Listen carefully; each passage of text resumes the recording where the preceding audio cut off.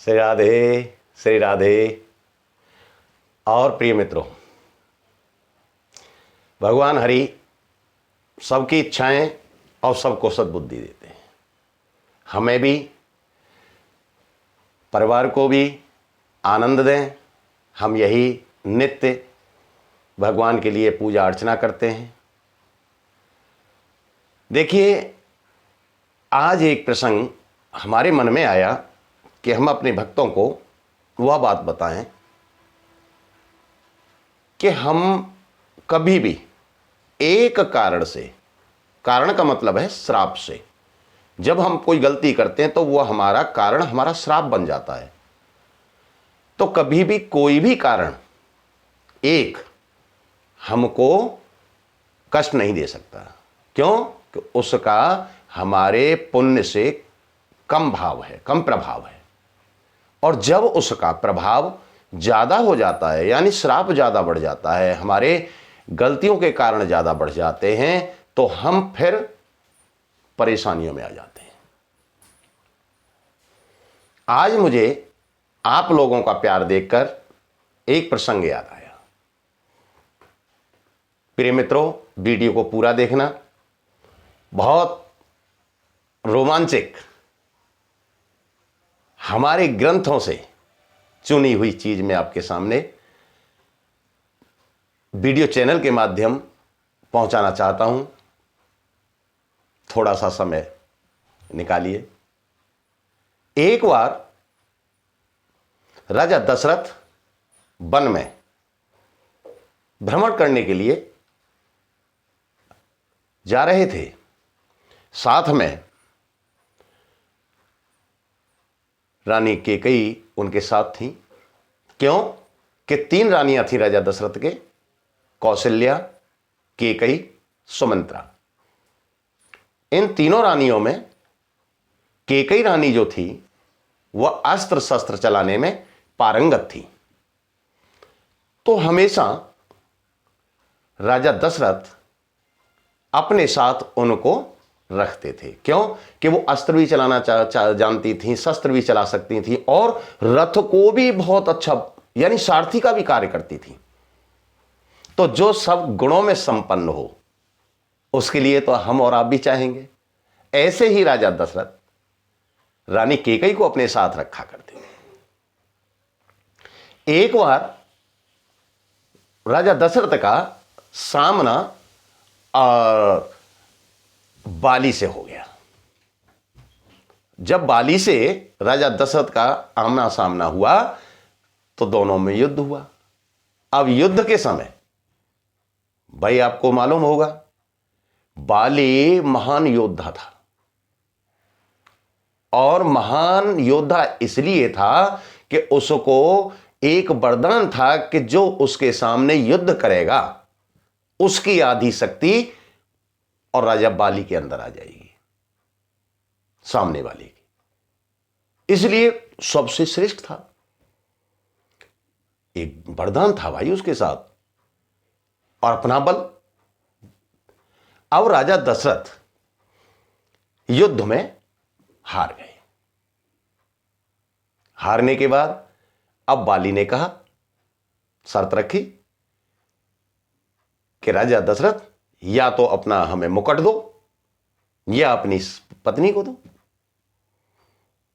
यह शर्त राजा दशरथ के सामने जब बाली ने रखी तो पत्नी को तो देना राजा ने उचित नहीं समझा, लेकिन अपना ताज मुकुट बाली को दे दिया। बाली राजा के मुकुट को लेकर, राजा दशरथ के मुकुट को ले अपने नगर को चला गया। उसके बाद राजा दशकंदर, लंकेश, रावण का बाली से सामना हुआ।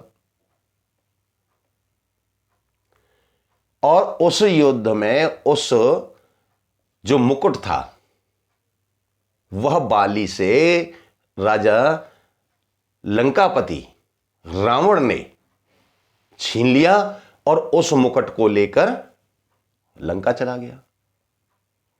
अब प्रिय मित्रों देखिए कितनी गहराई की बात है कि कहां का मुकुट था, अयोध्या का। शर्त के मुताबिक बाली ले गया, उससे भी युद्ध में छीन कर और लंकेश रावण ले गया। बिन मुकुट के कारण, मुकुट नहीं था, इसलिए राजा जनक ने जो सीता का स्वयंवर किया था उस समय राजा को निमंत्रण नहीं दिया, क्योंकि मुकुटहीन थे। अब जब राम का राज्याभिषेक का समय आया तो देखिए बहुत गोपनीय बातें हैं जो हमारी रामायण में स्पष्ट नहीं आई हैं। ये छेपक की बता रहे हैं हम आपको, जो कुछ संत महात्माओं पुरुषों इनसे हमें प्राप्त होती हैं। अब राजा दशरथ ने जब घोषणा की कि राम को राज्याभिषेक होगा, अब राज्याभिषेक के लिए मुकुट कहां से आए? कैकेयी ने, जो समझदार स्त्रियां होती हैं, जो समझदार पत्नियां होती हैं, वह हमेशा अपने घर कुल और पति का सम्मान करती हैं और उनकी हर परिस्थिति में उनका साथ देती हैं। रानी कैकेयी भी इसी तरह राजा दशरथ का साथ देती थी, हमेशा उन्होंने साथ दिया। आज भी रानी कैकेयी ने सोचा कि राजा ने ऐसा प्रण किया है और मुकुट है नहीं, तो मुकुट कहां से आए? इस कारण कैकेयी ने सबके सामने स्पष्ट न कहे, सोचा कि मेरा पुत्र अपने पिता की उस मुकुट को ला सकता है। क्यों? भगवान हरि मेरे यहां पुत्र के रूप में है और ये सब कुछ कर सकते हैं और इनका अवतार ही इस कारण हुआ है। रानी कैकेयी ने इस गुप्त बात को छिपाकर और उसका दूसरा रूप रख दिया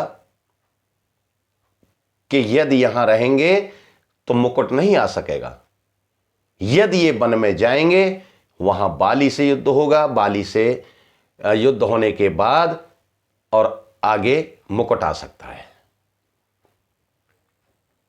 अयोध्या कभी भी मुकुट से रहित नहीं रहेगी। देखिए रानी ने अपने पति और अपने घर की यानी राजधानी की लाज रखने के लिए इस गुप्त बात को दूसरा रूप देकर राम से वनवास दे दिया। अनावश्यक तो नहीं जा सकते थे, लेकिन उन्होंने अपने दो वरदानों का उसमें सहारा लिया। अब राम को जब वनवास हुआ और वन में जाकर जब लंकापति रावण सीता का हरण कर ले गए,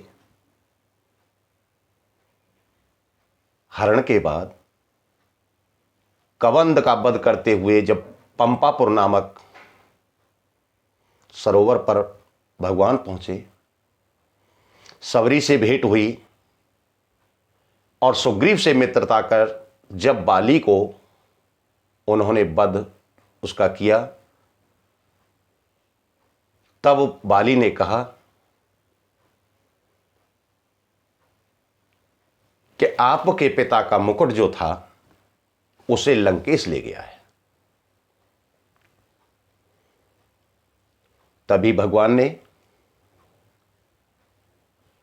लंका में, भाई जिसका धन जो लेके जाए उस धन को वही मांगने के योग्य है जिसका है।